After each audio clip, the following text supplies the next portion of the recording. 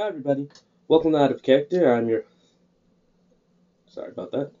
Hi everybody. Welcome to Out of Character. I'm your host, the Faulty GM, and today I want to discuss with you guys folklore, or lore as most people call it. Um, Now, before we get into it, like always, I just want to let you guys know that this is just my opinions and thoughts, and I hope you guys can accept it as such. So, let's dive straight in. So, what is folklore? So, the dictionary describes or defines folklore as the traditional beliefs, legends, customs, etc. of a given people. So, to add to this, folklore is the representation of the cultural values and beliefs of a particular culture that has been passed down from generation to generation through verbal poetry, song, or most commonly stories. So now that we have defined folklore, I want to talk about the aging process of it, and trust me, you'll see why.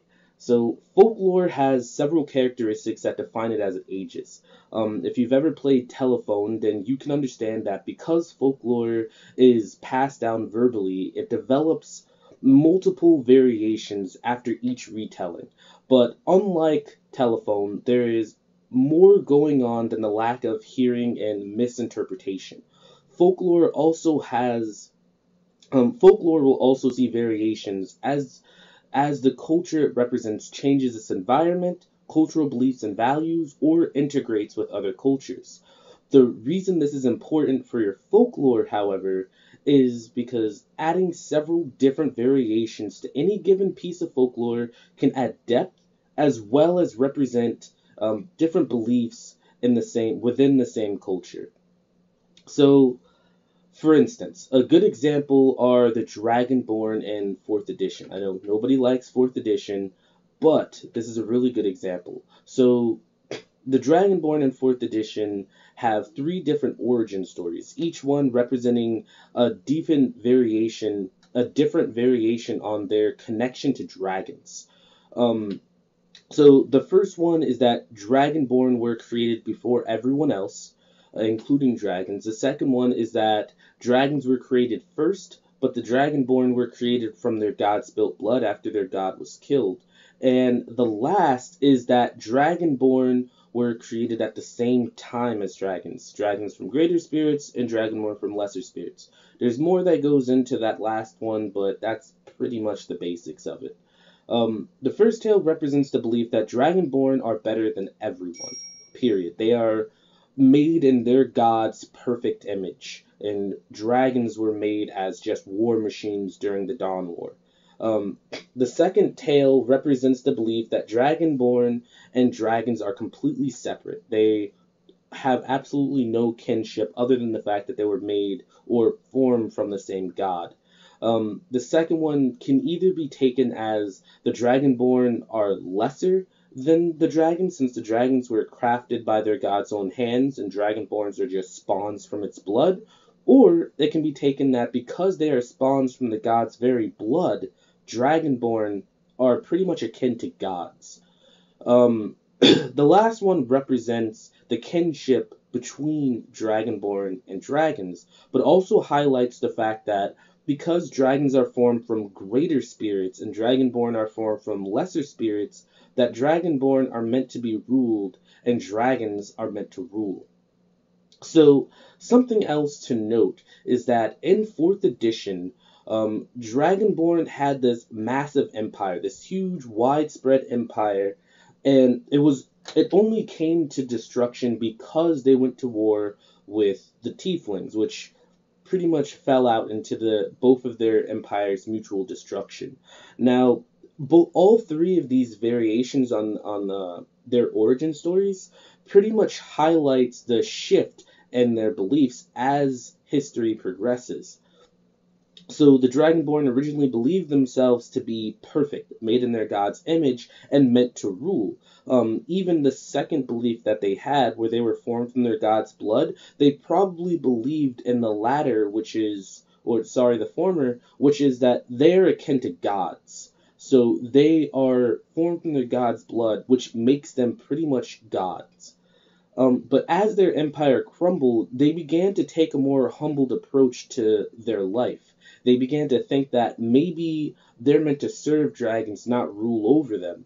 You know, maybe being formed from their god's blood doesn't make them as akin to gods, but lesser than the very dragons that they originally thought they should rule.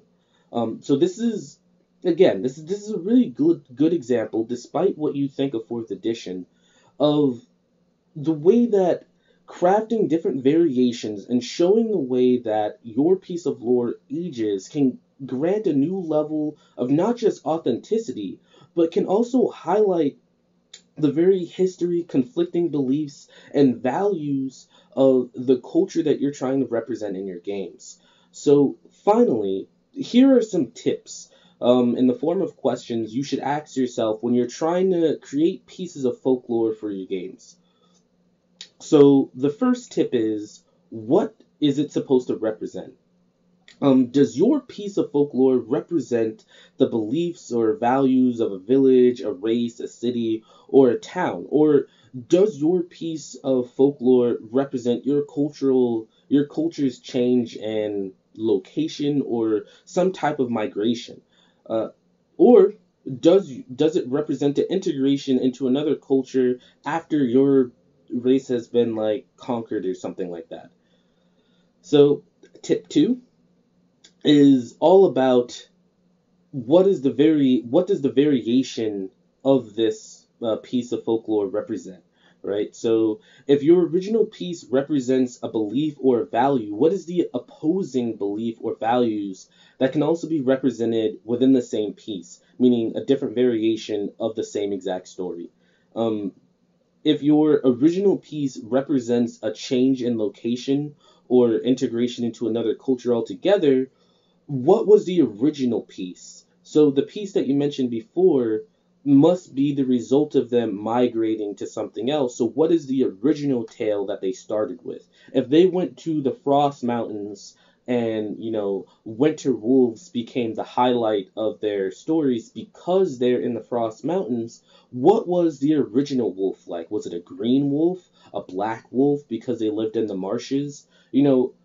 What was the original tale? So tip three is, what is it what is its purpose in the game?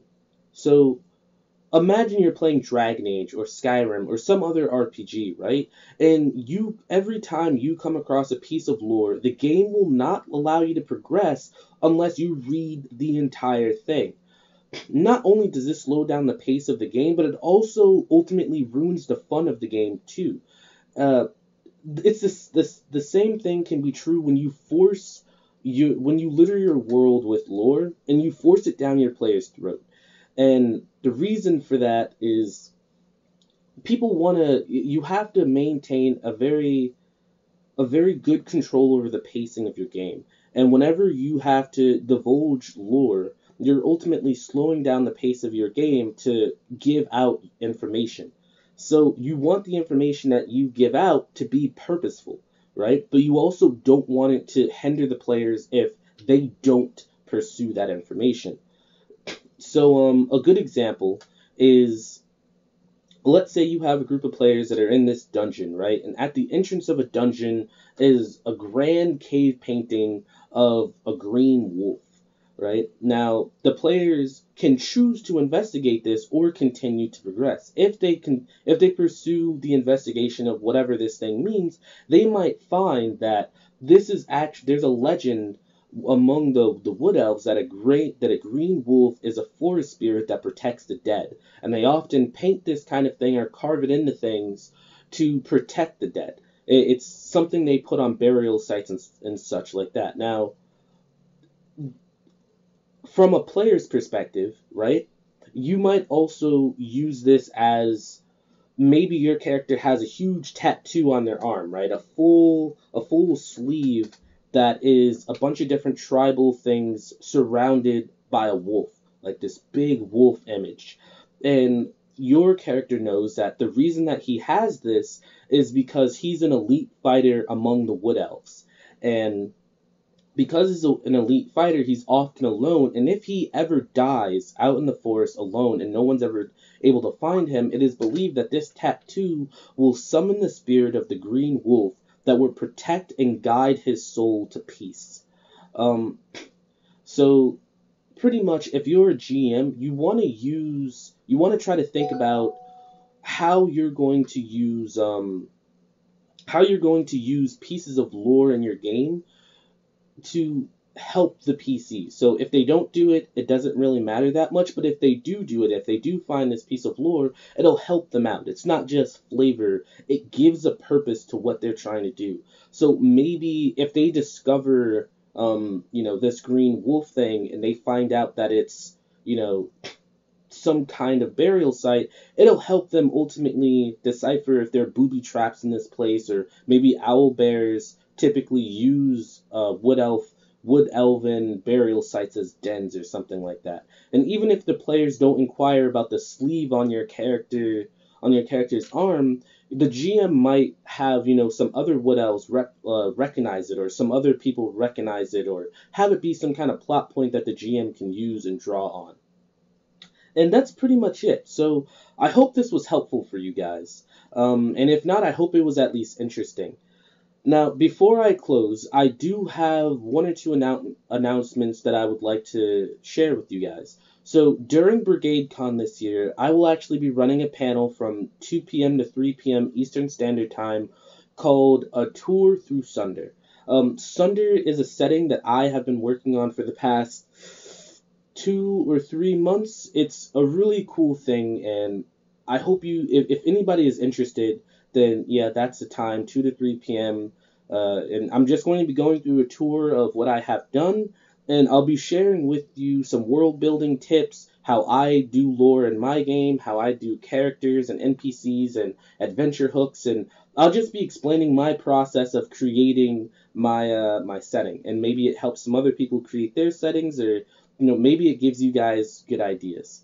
Um, and the last thing is that right after that, I'll be running a super secret game on during Brigade Com from 3 to 7 p.m. Eastern Standard Time. So be on the lookout for more information on that. And yeah, so before the last thing before I close out the video is, if you guys like this video, please give it a thumbs up and subscribe. And yeah, thanks everybody for supporting me for as long as you guys have. Sorry it takes me so long to put out videos. This video I've worked on for like 3 days in a row, just trying to perfect it. And I've canceled the video, turned off the video. I even had it almost uploaded yesterday, and then I canceled the upload and rewrote the entire thing and then re-recorded it. So I try to put in as much work as I can to make them as presentable as possible. So hopefully you guys appreciate that. Hopefully they come off really great. Um, and yeah, thanks everybody again for subscribing, and have a good day.